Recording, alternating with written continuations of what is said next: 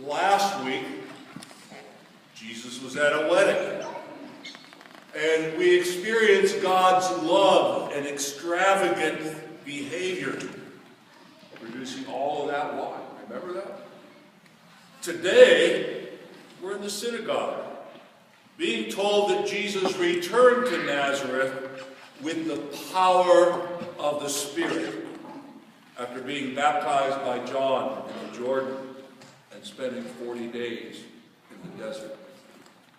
Much like Ezra the scribe, who in the first reading is returning from exile in Babylon and finds himself standing in the midst of a destroyed, desolate, and immoral Jerusalem that needs recreated, Jesus finds himself standing in the synagogue, not to rebuild a city, but to rebuild the hearts of the people and restoring their full humanity as God's people.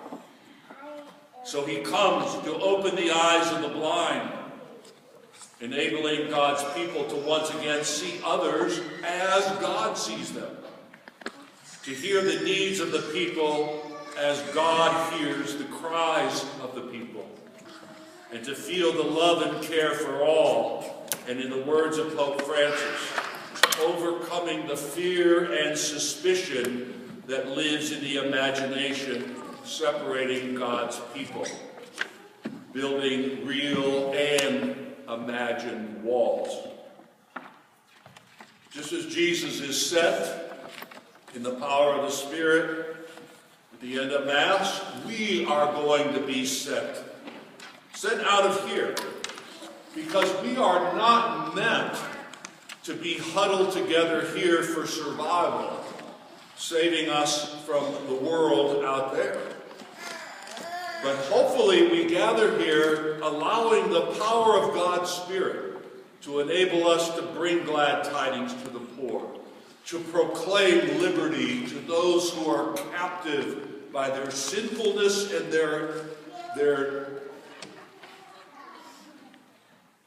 the status quo, and to proclaim and allow the oppressed to go free.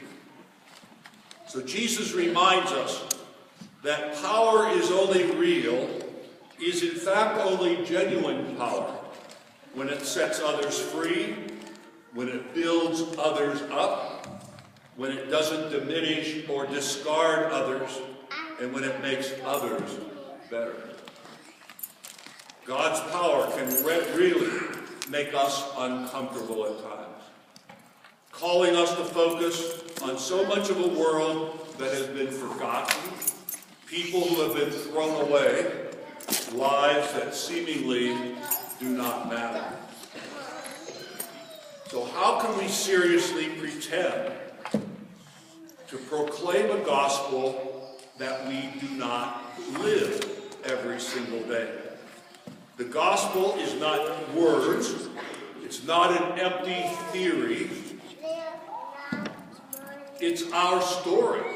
The gospel is our story. It's the way we live out our values as a community and as a nation. The gospel can only be fulfilled by the grace of God, empowering our actions. So living the gospel is not an option for us here at Christ the Servant. Like Jesus, we find ourselves standing here, all of us today, standing in solidarity with people of different races, language, abilities, gender, and cultures. Standing here proclaiming the rights of the unborn and the born, families, workers, immigrants and refugees, the poor and the lost and the least. All creation. In fact, even the environment. What is the heart of the gospel?